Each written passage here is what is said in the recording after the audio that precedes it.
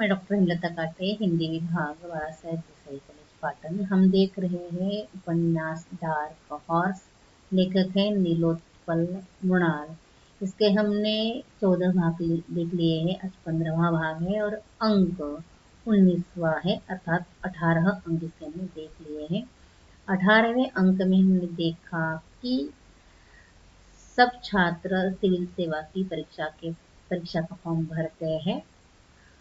उस वक्त किस प्रकार माहौल रहता है और उसके बाद ही सब अध्ययन के लिए किस प्रकार जी जान से लग जाते हैं, इसका चित्रण किया है। और साथ में थोड़ा गुरु और मनुरक्षी के संबंध के बारे में भी लेखक ने यहाँ बताया है। आज हम 19वां अंक में देखने वाले हैं। 19वें अंक में प्रत्यक्ष परीक्षा के दिन क्या होता है, इसका चित्रण लेखक ने किया है। और साथ में पायल और रायसा के चित्रण के माध्यम से राय साहब पायल से किस प्रकार दूर होने का प्रयास करता है, क्यों करता है, इसका थोड़ा चित्रण यहाँ आया है। देखते हैं 15वां भाग 19वां अंक डार्क हॉर्स उपन्यास।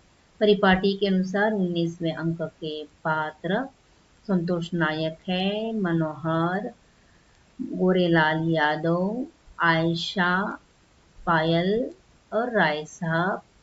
गोरेलाल यादव एक नया पात्र इसमें आया है जो राय साहब का पड़ोसी है, नया पड़ोसी है, उसके पड़ोस में रहने के लिए आया है।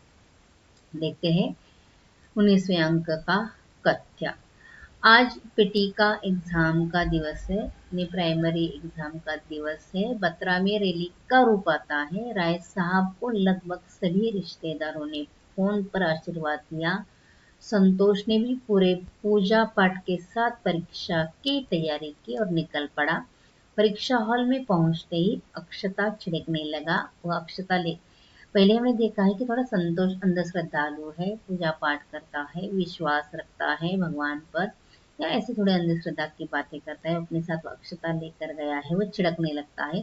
उसमें से एक चावल का दाना एक लड़के के आंखों में चला गया। संतोष बाल बाल बच गया था। बाकी भी सब अपने अपने सेंटर पर पहुंच गए थे। परीक्षा खत्म होने के बाद संतोष पूरी तरह पसीने से नहाया हुआ था। पहला पेपर था उसका, पहली एग्जाम थी उसकी सिविल सेवा की, इसलिए बस पूरी तरह पसीने से नहाया हुआ था।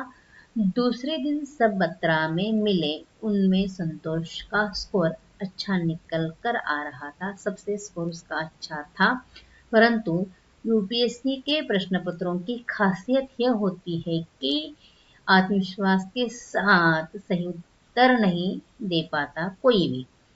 उसमें गूगल भी कुछ नहीं कर पाता, ये वास्तविकता की बताई है। क्योंकि सिविल सेवा की परीक्षा इतनी टफ होती है और कोई भी सही उत्तर नहीं बता सकता, गूगल भी नहीं। इतने में राय साहब वहां आता है, परंतु उसने पूरा अलग पहराव किया है, उसे कोई पहचानता नहीं। वह मनोहर को पेन ड्राइव देता है, उसमें फिल्म भरने के लिए कहता है। उसने बताया कि उसने उसके रूम पार्टनर ने रूम छोड़ दिया है और पड़ोस में गोरेलाल यादव नामक लड़का रहने के लिए आया है। परीक्षा खत्म होने के कारण पूरा दिन एंजॉय करने के बारे में राय साहब ने सोचा है। फिल्म देखने वाला इसलिए पेन ड्राइव लेकर आया है और मनोहर को फिल्म भरने की उसने कहता है। इस प्रकार सिविल सेवा की परीक्षा होने के बाद छात्र क्या करते हैं, इसका चित्रण भी यहाँ आया है। जिसकी उम्र 27 साल की थी, गोरेलाल यादव की, उसने खाना पकाने के लिए आयशा नामक महिला को रख लिया था, जिसके दो दो छोटे छोटे बच्चे थे। शायद गोरेलाल उस औरत को पसंद करता था, परंतु वह औरत बहुत ही होशियार थी। वह एक सधे हुए खिलाड़ी की तरह सब सही किए जा रही थी। अर्थात गोरेलाल यादव ने जो औरत रखी है आयशा में किस प्रकार की, यानी गोरेलाल यादव का यह थोड़ा चित्रण लेखक ने किया है। एक दिन नेहरू विहार में सब्जी खरीदते वक्त राय साहब पायल को मिलता है, उसे पायल दिखाई देती है, वो उसका पीछा करता है, लेकिन वो कहती है कि नोट्स लेने के लिए वह आई थी। तब राय साहब कहता है कि मुझसे मांगते तो हम दे देते। राय साहब उसे जूस पीने के लिए कहता है, जिद करता है, परंतु वो इनकार करती है और रिक्शा में बैठकर चली जाती है। एक प्रकार से पायल राय साहब को जब मिलती है उसे टालने का प्रयास करती है। ये बात थोड़ा राय साहब को अटपटा सी लगती है, लेकिन रात के वक्त पायल इसका क्या करती है, माफी मांगती है। राय साहब को उसका रूखा व्यवहार थोड़ा बुरा लगता है, परंतु शाम को 11:30 बजे वो फोन करती है और कहती है कि सुबह थोड़ी पी रखी थी इसलिए तमीज भूल गई थी, पर मैं कल तुम्हारे कमरे पर आ रही हूँ, मुझे नोट्स चाहिए। तब वह सुबह का इंतजार बेसब्री से करने लगता है। राय साहब पायल के पीछे लगा है, उसे पायल पसंद आने लगी है, उसका बेसब्री से इंतजार करने लगता है। 10 बजे बराबर पायल आती है। राय साहब क्या करे न क्या न करे, यह उसे लग रहा था, उसे सोच ही नहीं रहा था कि पायल घर पर आने के कारण वो बहुत ही आनंदित हो गया था। उसे इतना उत्साह आया था कि क्या करे ना क्या करे, ऐसी उसकी स्थिति हो गई थी। पायल को दुर्गंधी से अच्छा नहीं लगता, ऐसा उसे लगता है, इसलिए वह थोड़ा प्रयास करता है अपनी रूम अच्छा रखने का। उसे नोट चाहिए, इसीलिए दुर्गंधी को वह सहन नहीं करती। जब वह बाथरूम में गई, उसका फोन साइलेंट था। उसका फोन आता है, साइलेंट मोड पे फोन बजता है।